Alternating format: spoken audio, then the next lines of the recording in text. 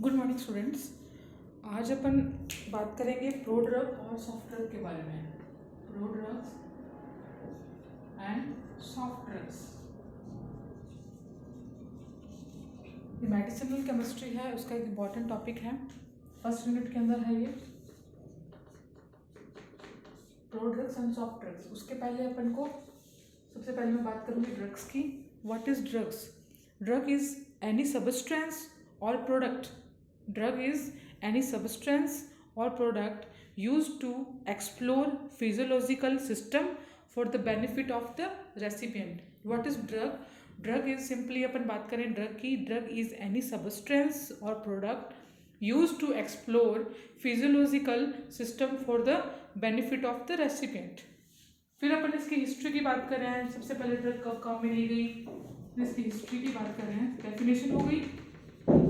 History की बात करें अपन तो 11वीं सेंचुरी के अंदर पर्शियन साइंटिस्ट है। 11वीं सेंचुरी में पर्शियन साइंटिस्ट है, उन्होंने कोल्चिकम ओटोमोनेल, एक प्लांट है कोल्चिकम ओटोमोनेल, इस प्लांट के सीड हैं, उनके एक्सट्रैक्ट को कोल्ड और कफ के ट्रीटमेंट में, इसके अलावा गट यानी कि आर्थराइटिस के ट्रीटमेंट के लिए काम में लिया। सर सबसे पहले क्या हुआ, एक पर्शियन साइंटिस्ट हैं 11वीं सेंचुरी के अंदर, पर्शियन साइंटिस्ट हैं, उन्होंने इस प्लांट के कोल्चिकम ओटोमोनेल के सीड एक्सट्रैक्ट को कोल्ड कफ और आर्थराइटिस के ट्रीटमेंट के लिए काम में लिया। After that during the first half of 19th century, after that during the first half of 19th century, ether and chloroform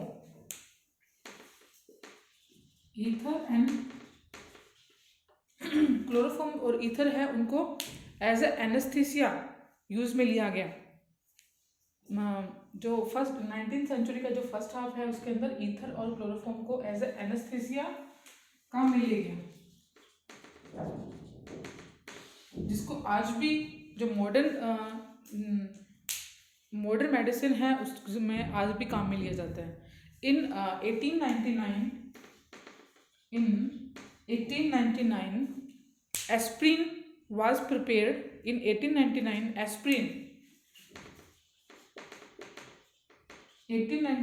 aspirin was prepared to reduce the nausea which was caused by salicylate.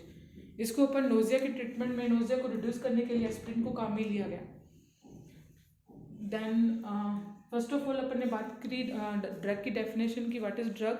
Drug is any substance और product used to explore physiological system for the benefit of the recipient. Then इसकी history की बात की तो 11वीं century के अंदर Persian scientist ने कोल्चिकम ओटोमोनेल जो प्लांट है इसके सीड एक्सट्रैक्ट को कोल्ड और कफ और आर्थराइटिस में काम में लिया। देन आफ्टर दैट जो 19th सेंचुरी का जो फर्स्ट हाफ है उसके अंदर ईथर और क्लोरोफॉर्म को एनेस्थीसिया के रूप में काम में लिया गया। उसके बाद 1899 के अंदर एस्प्रिन जो है उसको नोजिया को रिड्यूस करने के लिए काम में लिया गया, which was caused by salicylate. Then अपन बात करेंगे व्हाट इज प्रोड्रग। सब स्टार्टिंग में तो अपन ने बात करी जनरल ड्रग्स और उसकी कुछ हिस्ट्री के बारे में। उसके बाद आता है prodrugs. What is prodrug? Prodrug क्या है? Prodrug are the drugs which are inactive at initial level.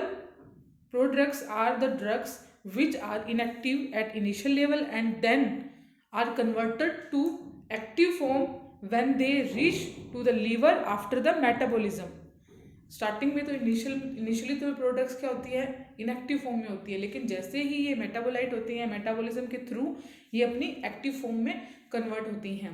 So prodrugs are the drugs which are inactive at their initial level and when they are reach to the liver after metabolism then they convert into their active form. For example, जो levodopa है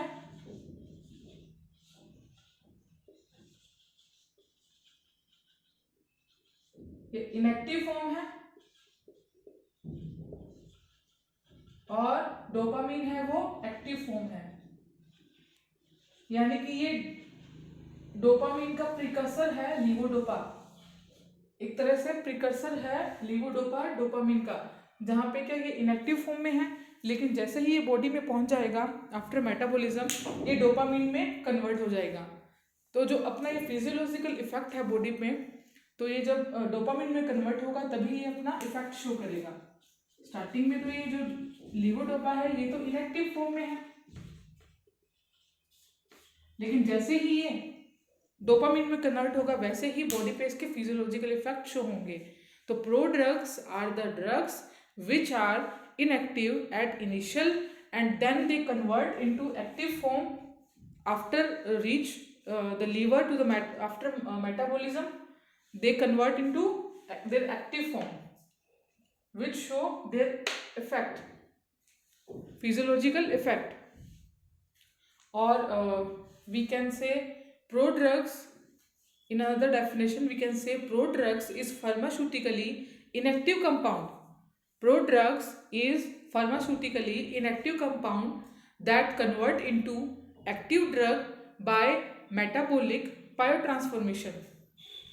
दोबारा सुनिए, pro drug is pharmaceutically inactive compound that convert into active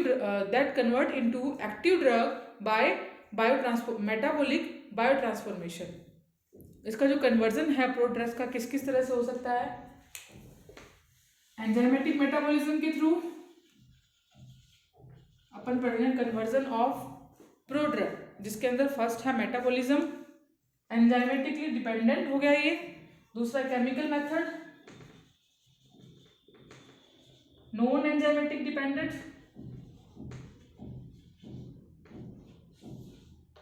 first है metabolism enzyme dependent, second है chemical method जो non enzymatically dependent होता है, third है hydrolysis and fourth is decarboxylation.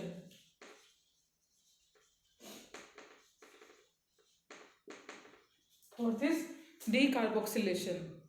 तो प्रो ड्रग की जरूरत क्यों पड़ी, why it is important? So prodrug can be useful to improve the drug delivery, so अपन इसके इम्पोर्टेंस की बात करें तो prodrug can be use to improve the drug delivery. Next is it decrease the toxicity and third is it target the drug to the specific cells or tissue. It target the drug to specific cells or tissue.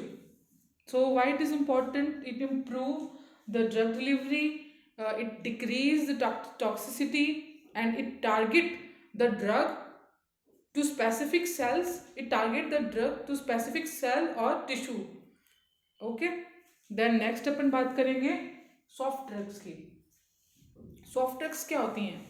Soft drugs that are non addictive drugs और non harmful और less toxic, may be refer maybe